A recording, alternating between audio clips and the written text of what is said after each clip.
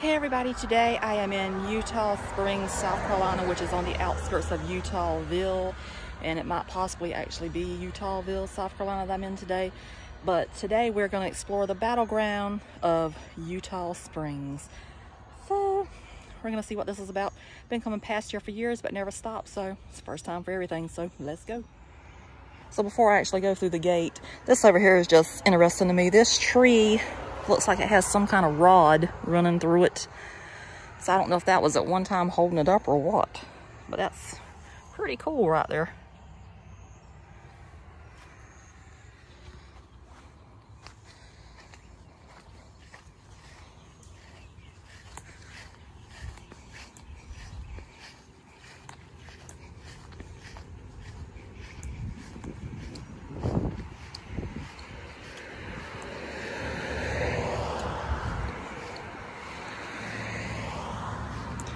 And this says Battleground, Eutawville Springs, 1781. So this over here shows that it's on the National Register of Historic Places, and it says South Carolina Department of Archives and History, Eutawville Springs Battleground Park. I'm gonna go through the gate.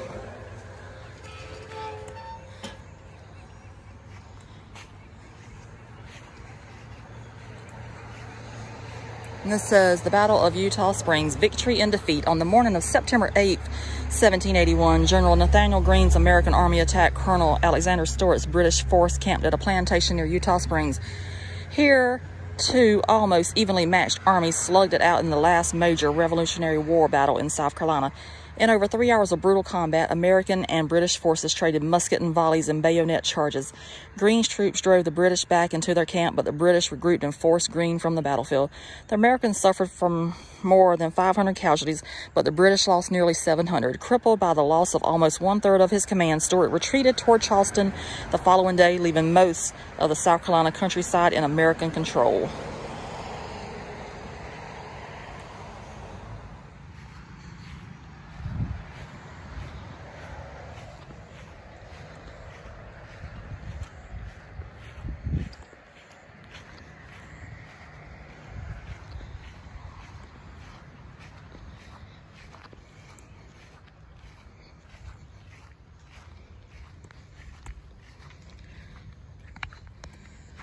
So this says, the Battle of Eutawville Springs, a critical loss of discipline. And it says, late in the battle, American soldiers pushed forward and found themselves in the British camp. Victory was in sight, but the discipline that had held the American ranks together through the hours of hard fighting broke down when the ragged soldiers stopped to loot the British tents. Loyalist troops barricaded in the two-story brick plantation house nearby poured musket fire in the Americans below. As the American advance stalled in front of the strong point, the British counterattacked and drove the Americans back out of their camp. His soldiers, exhausted and low on ammunition, Greene retreated, leaving the bloody field in Stuart's hands. So, that's a picture.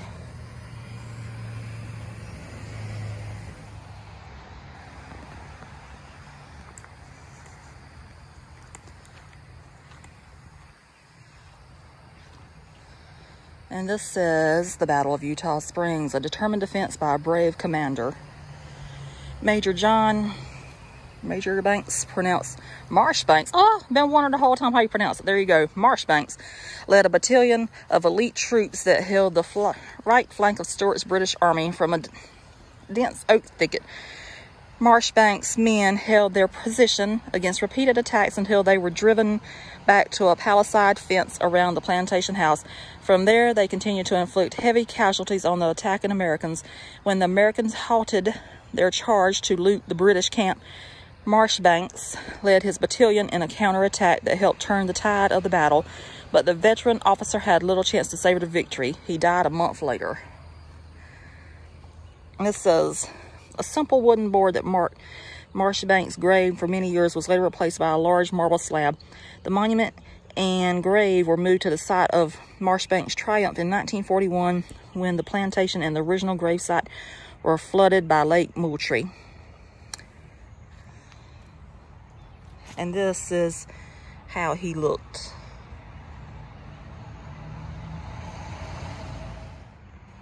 So as we shall continue on.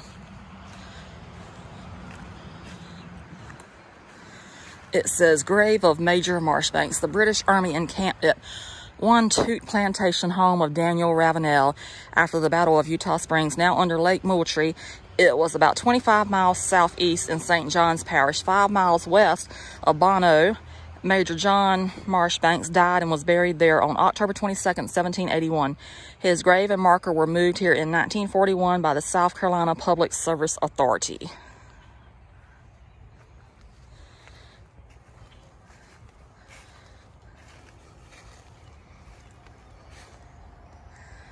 And this side says Northampton. Northampton Plantation, residence of General William Moultrie, is now under the waters of Lake Moultrie. It was in St. John's Parish near Black Oak Church, about 5 miles west of the present town of Bono. Before induation, the Northampton Plantation marker was moved to its present location by the South Carolina Public Service Authority.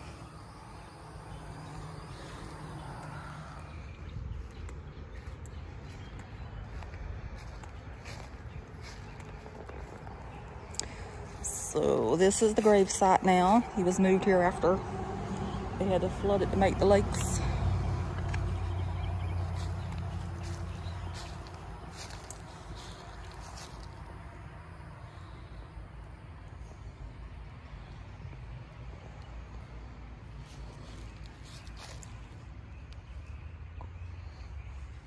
I can't even read what that says. It's just really got some damage to it. I mean, it's not damage, but you know, it's just the age of being under the trees and everything, and the tree leaves fall on it, and then you know how that goes. If you've ever had a car and the leaves fall on it, you know, just you have to keep it up. So let's see what this is.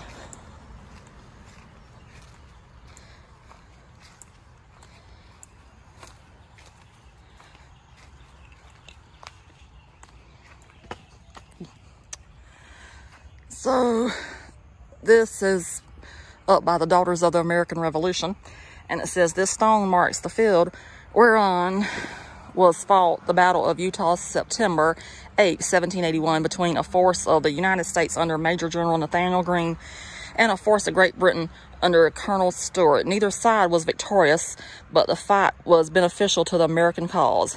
And it says, erected by Eutawville chapter of the Daughters of American Revolution in 1912.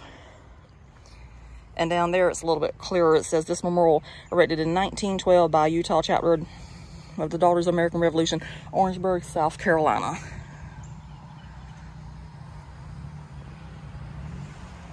So that one's in good shape there.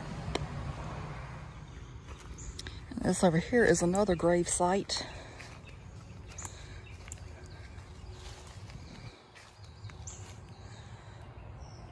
You can see that it says sacred.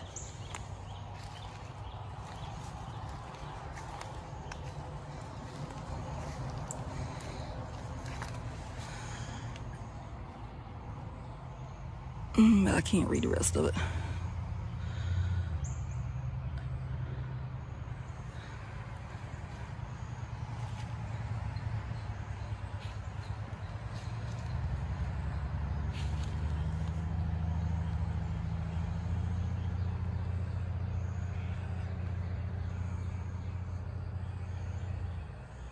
I really like though how they have the upkeep of this. It's really nice.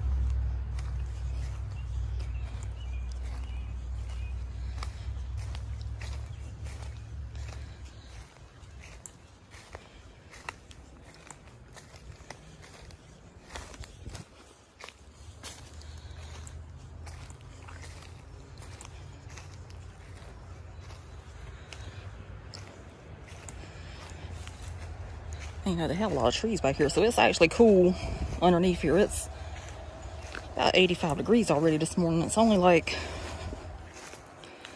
10 a.m. This back here is in the bright sunshine. You're supposed to somehow be able to see the lake.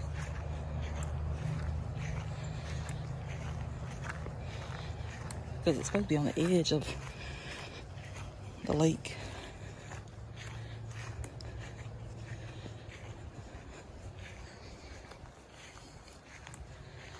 Oh, it looks like they have a bench back here.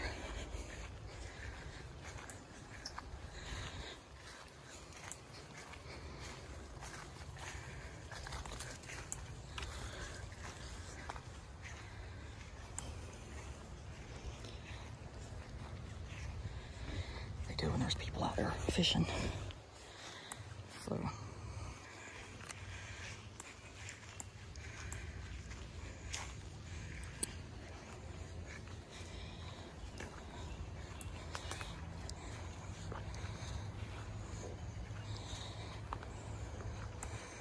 So that's a beautiful spot to come sit and look. There's a little pathway down there, but I wouldn't even chance going down there because I don't think I could get back up here.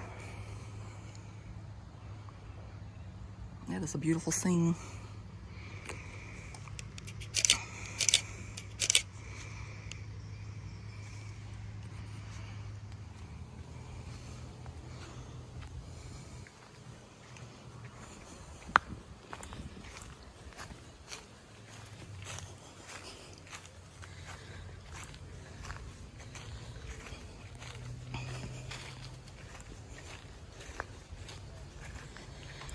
There's a historical marker here.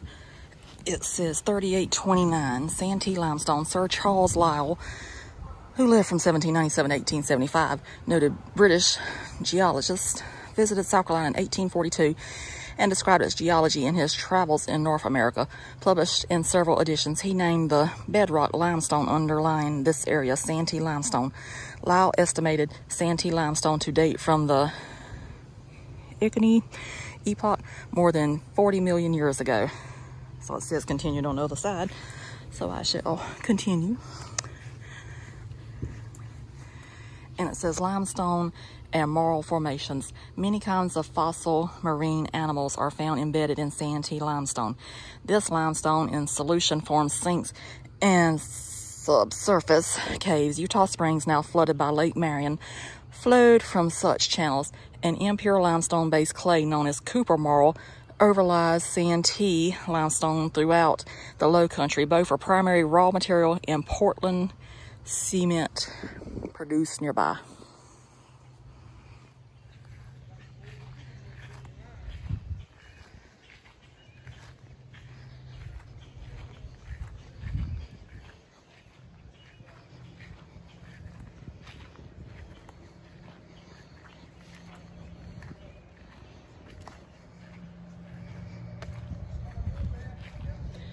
I'm guessing that all this would be the limestone out here.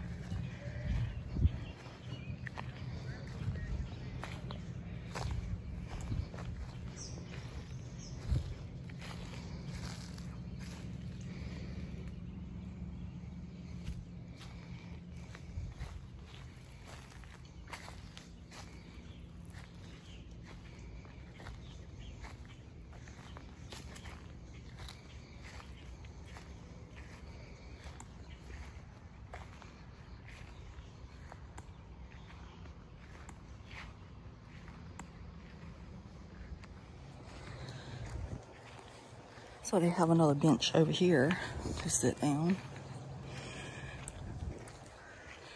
and look at the water.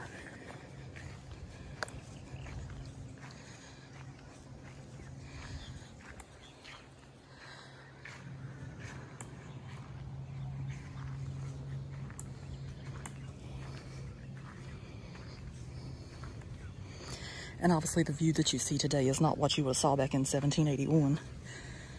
Those boats wouldn't have existed, nor that marina.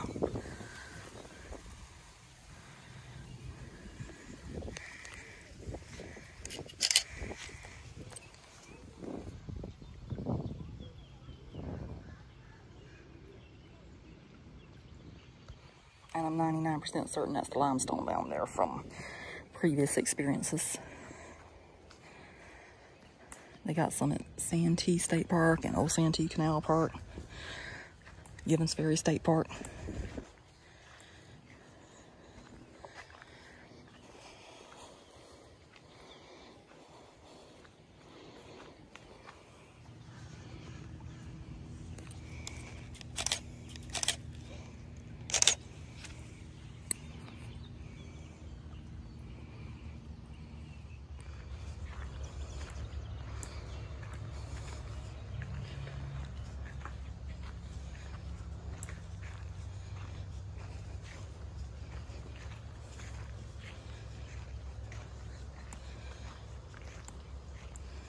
Oh, there's a lot of people out on boats today, and I can't blame them. If I had a boat, I'd be out there too.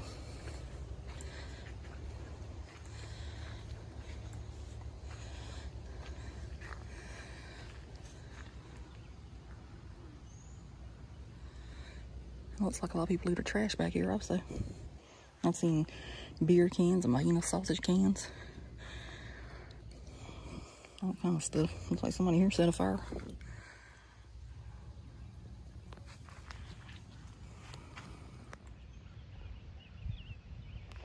Oh, it's so amazing. Even out here on an old battlefield, you have flowers growing. So something that was so horrific back in the day does have some beauty to it.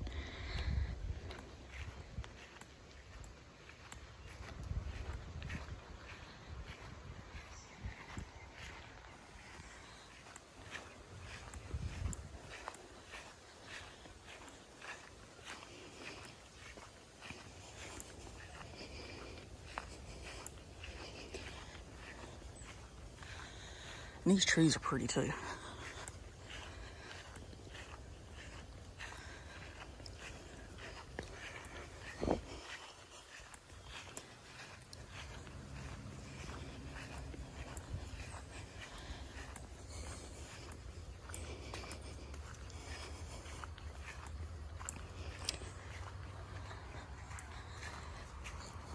So how'd you like it?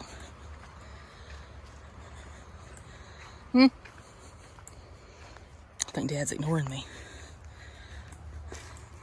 He must be stunned. I said, how'd you like it? That's so cool. It's kind of interesting. We've been coming back here for years. Now we know what's back here. The lake back there. It is. That blue tree. I think it says Lake Marion. Hmm? I think it said it's Lake Marion. You know, Moo Tree and Marion connect. I was talking about limestone back there. You got people talking over there. Those people are fishing on boats.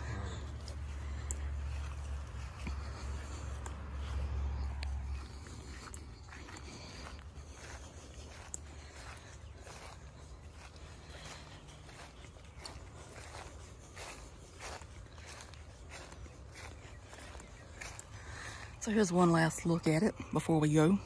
I want to stop here for years, just never stopped.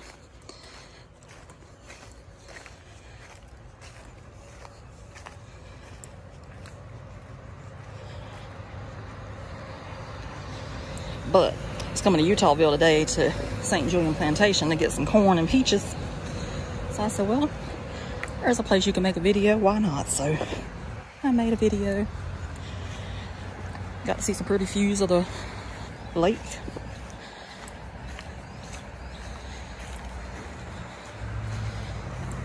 A lot of traffic riding by. They may be like, gosh, why is she holding up a phone? Because I'm making a video. And I did not see this a while ago, so I'm seeing it now. But it says, the Battle of Eutaw Springs, a close and deadly clash of veteran troops. Green's army at Eutaw Springs consisted of regular soldiers and militia. Part-time citizen soldiers. Stewart's force was composed of British regulars and loyalists, Americans fighting to preserve British rule. Each army mustered about 2,000 men, most of them veterans. Infantry, foot soldiers carrying single-shot muzzle-loading muskets, formed the bulk of both forces. Maneuvering in close ranks, they fired their muskets in short-range volleys and then charged with bayonets. Several small cannons supported both armies in the front line. Small reserves of cavalry forces waited to exploit breakthroughs or cover retreats, while mounted, the cavalrymen fought mostly with heavy sabers. These tactics and weapons ensured that the opposing forces at Eutawville Springs would clash at close, deadly range. And there shows some pictures of how the people would have looked. It said over here is the main American force at Eutawville Springs consisted of regular troops from Maryland, Virginia, and North Carolina.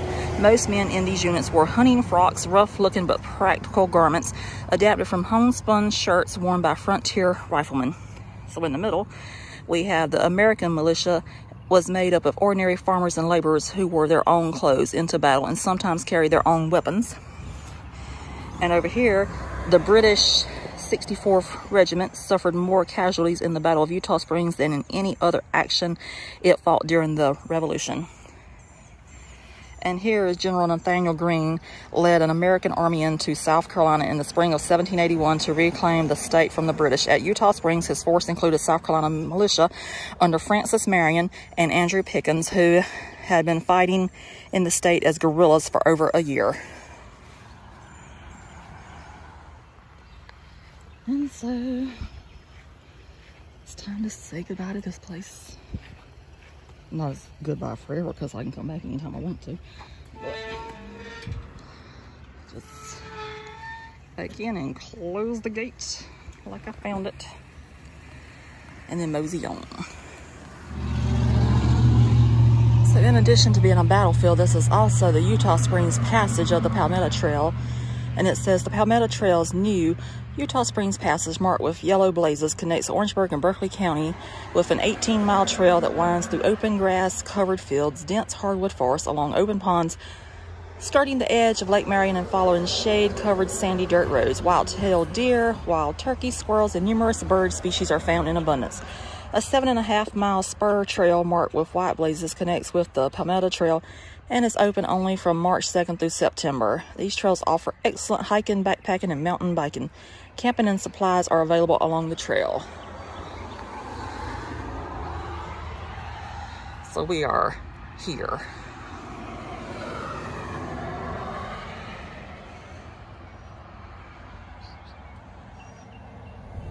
Okay, so now we're going to finish up the video for the Battle of Eutawville Springs battlefield. And the sign says Eutawville Springs, but it does say Eutawville also, so they're right next door if they're neighbors. And all this information came from Wikipedia.com, and it says on September 8, 1781 is when the battle was fought. So let me get my shades on so I can read my writing. And it says, the Battle of Eutawville Springs was a battle of the American Revolutionary War and was the last major engagement of the war in the Carolinas. Both sides claimed victory. United States versus Great Britain. And their commander and leaders for the battle were Nathaniel Greene for the United States and Alexander Stewart for Great Britain. So, getting into what happened that day. On September 8th, 1781 at 4 a.m., Greene's army began marching from Burdell's plantation in the direction of Eutawville Springs. And Greene's army numbered 2,400 men, but they had left 200 of them back to guard the baggage. So Stewart had between 1,800 and 2,000 troops on hand. In order to make up for a shortage of bread, Stewart had been sending out foraging patriots each morning to dig up yams. So the ones that were out there trying to dig up yams, they were unarmed except for a small guard detail. And around 8 a.m. that morning, Captain John Coffin and a detachment of the South Carolina Loyalists encountered a mounted scouting party under Major John Armstrong. Coffin pursued Armstrong, who led him on an ambush. So Coffin escaped, but left 4 or 5 of his men killed and 40 more were captured. And then it said the Americans then came around Stewart's forges and captured about 400 of them. and Greene's 2,200 men approved Stuart's army. And you know, I can't even read my writing once again. So, but Coffin deployed his forge. When the Americans realized they were approaching the British force, they formed 3 lines. The Americans started the attack around 9 a.m. with artillery and an advance by the militia. Hand-to-hand combat ensued when the militia closed with the British line. Some panicked, but that was the ones that, then there were others that held firm and were able to fire the cannons or whatever they were firing with. It might have been muskets. 17 times before being ordered back, and then they were replaced by the North Carolina Continentals in a passage of the lines. I gotta hit my page.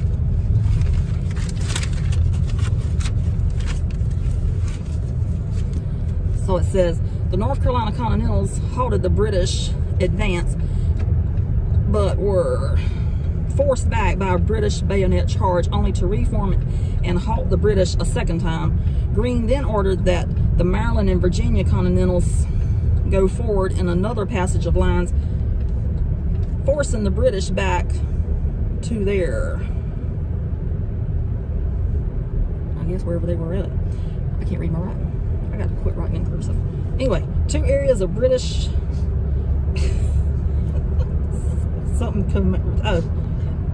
the British remained. Y'all gonna think, you know what, why she's saying this? She can't even read her own writing.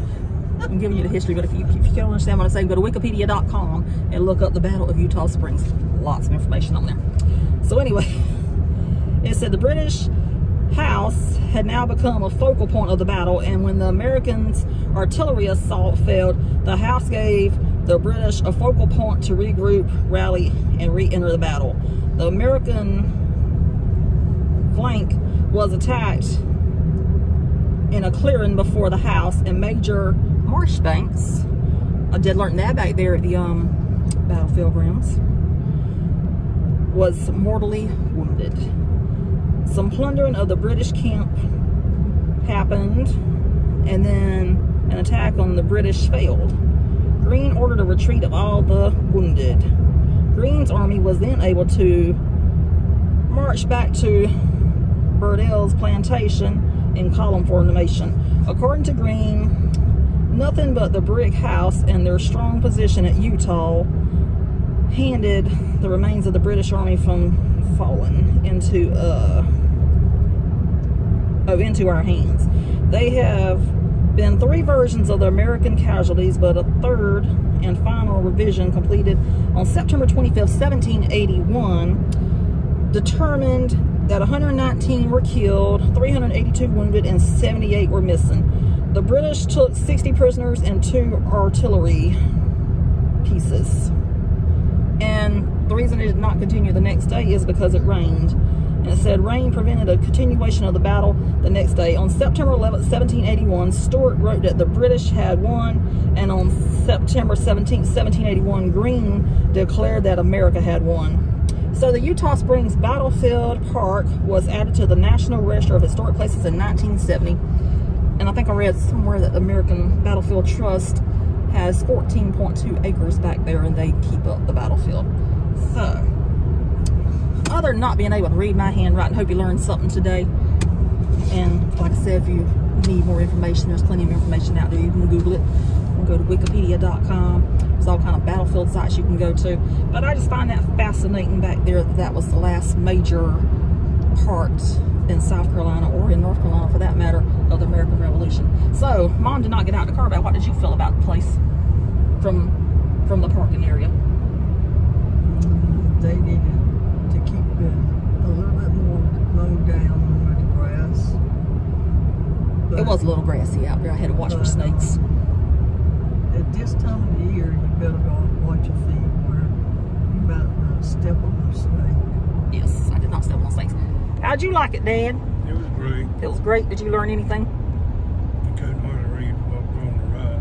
It was hard to read tombstones and markers out there. It was great to know they had a battlefield there. Yes. So if you didn't know, now you know. There is such a place as Eutawh Springs and Eutawville, South Carolina. Yeah. And people just love whenever he does that. I've been informed that people love to see Dad in the videos, so hope you enjoy that. People like Mom too. Well, I wouldn't able to get out today. Yes, it was hot. It is now 84 degrees outside. There's sunflowers. Passing a sunflower field over here, so even though this has absolutely nothing to do with it, maybe you can see the sunflowers as we pass by. Put a little bit of sunshine in here today. So I don't know if you were able to see those or not. But anyway, even though we just completely went off topic with this video right here, if you did watch, I hope you enjoyed it. Hope you learned some history, even though my handwriting was bad. And I probably butchered some of that, but that's nothing unusual in my videos. So anyway, if you did watch, thanks for watching. Hope you enjoyed. Have a great day, and I'll see you another time. Bye. Oh, Mom's got to say her thing. Subscribing is free. It is free. And give a thumbs up. I like thumbs up. Don't like thumbs down. Dad's doing a thumbs up back there. So anyway, we're moseying on down the highway, going somewhere else. See you later. Bye. Bye. You gonna say bye, Dad? Bye.